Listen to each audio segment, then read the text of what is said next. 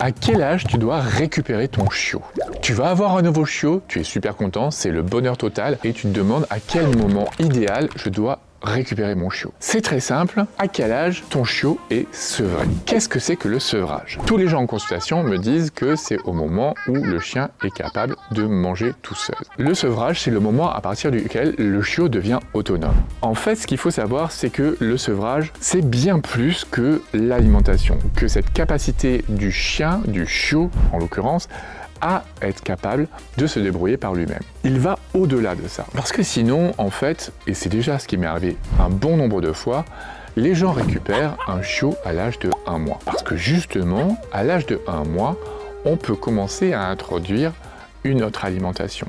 Les croquettes, les mouiller un petit peu, et le chiot va commencer à être capable de les digérer, de les manger, de se débrouiller par lui-même. Mais à cet âge-là, il a encore besoin du lait maternel. En fait, ce qui se passe, c'est que dès l'âge de 3, 4 jusqu'à 6 semaines, il y a la dentition qui commence à se mettre en place. Et en fait, oui, c'est vrai, à 1 mois, déjà, la maman commence à un petit peu prendre sa distance avec les chiots, parce que justement, comme il y a les dents qui poussent, ça fait super mal. Et donc, elle commence à être un petit peu plus en difficulté pour allaiter les petits. Ça ne veut pas dire que du coup, tout est bon, tout est tranquille, hop, vous pouvez récupérer le chiot.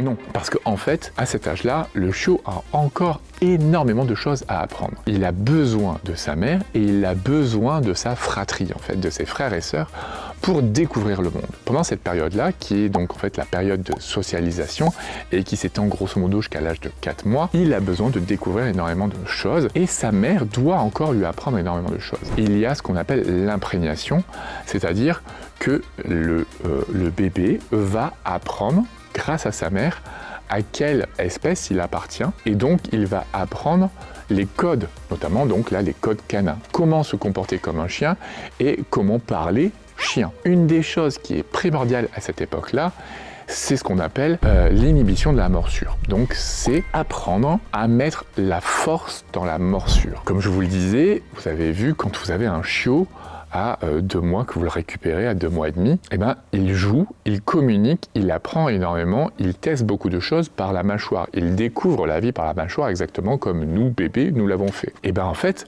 le chiot joue comme ça, il découvre comme ça, il communique comme ça avec vous, avec sa mère, avec ses frères et sœurs.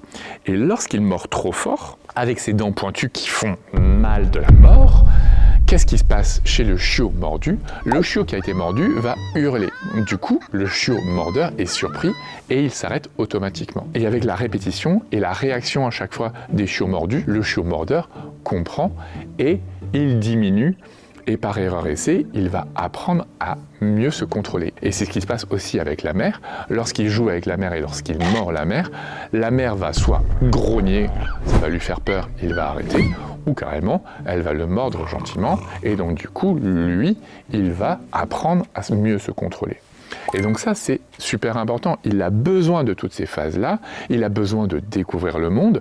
Quand il est avec sa mère, ben, ça le rassure. Et ce qui se passe, c'est que les chiots sont tout le temps collés à leur mère. Et quand la mère est calme, qu'elle a, elle, une bonne socialisation, qu'elle est bien dans sa tête, elle va déstresser les chiots, elle va aller se balader, eux vont agir en mimétisme et vont faire exactement comme la mère. Rassurés par la mère et son comportement, ils vont au fur et à mesure aller de plus en plus loin de la mère, parfois ensemble, parfois tout seul pour les plus téméraires, et donc c'est comme ça qu'ils apprennent à découvrir le monde et à prendre de l'assurance. Donc si tout ça s'est enlevé parce qu'on aura enlevé le chiot de la mère et de la fratrie beaucoup trop tôt, eh ben, on va se retrouver avec des chiots qui seront stressés, anxieux, des chiots qui donc n'auront pas toutes ces inhibitions de ces autocontrôles-là, donc qui vont avoir des problèmes par la suite pour se comporter avec les chiens. Parce qu'en fait, du coup, ce qui va se passer, c'est que comme il aurait été retiré de la mère et qu'il va être mis en contact beaucoup trop tôt avec nous,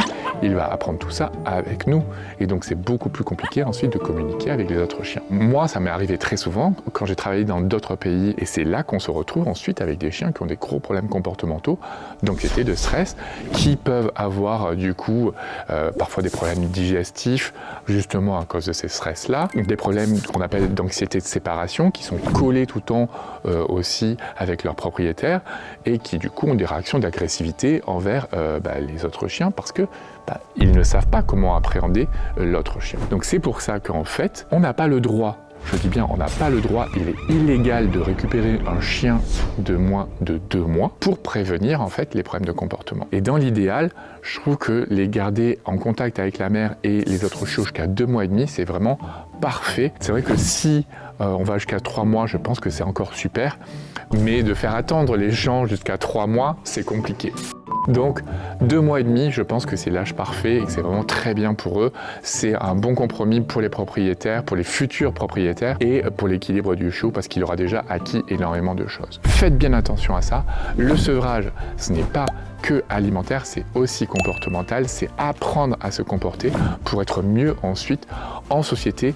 Et quand je dis en société, c'est aussi bien avec les êtres humains qu'avec les autres espèces animales. Et puis après, vous, c'est votre boulot de faire en sorte que votre chiot soit le maximum développé, qu'il découvre un maximum de choses, un maximum stimulé, parce que comme ça, il vivra la plus belle des vies, dans le bonheur le plus total, et ça fait plaisir. Voilà, j'espère que cette vidéo vous a plu. N'hésitez pas à me poser des questions dans le chat, de me dire votre expérience, de voir ce que vous en pensez, et dans le bonheur et l'allégresse et la bienveillance, la plus importante possible, bien évidemment.